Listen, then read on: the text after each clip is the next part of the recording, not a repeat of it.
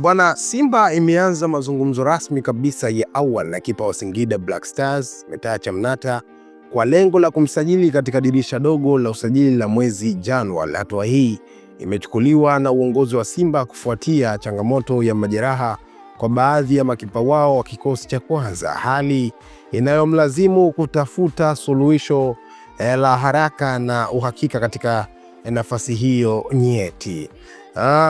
Metacha Mnata ni mmoja wa makipa bora wenye uzoefu mkubwa katika soka la Tanzania, akiwa amecheza kwa mafanikio makubwa katika vilabu mbalimbali na pia akiwa na uzoefu wa kimataifa kupitia timu ya taifa.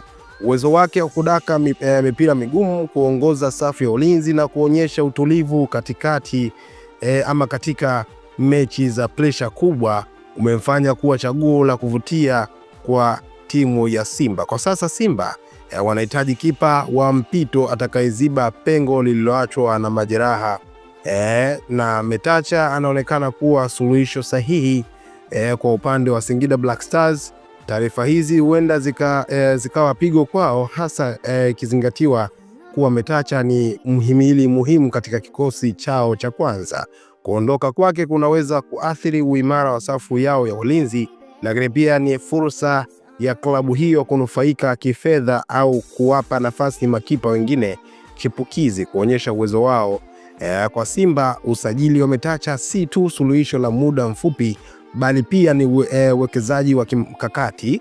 Ikiwa ataonyesha kiwango bora, anaweza kuwa sehemu ya mipango ya muda mrefu ya klabu hiyo ya Simba, hasa ikizingatiwa kuwa nafasi ya kipa ni miongoni mwa maeneo yanayohitajika uthabiti wa hali ya juu.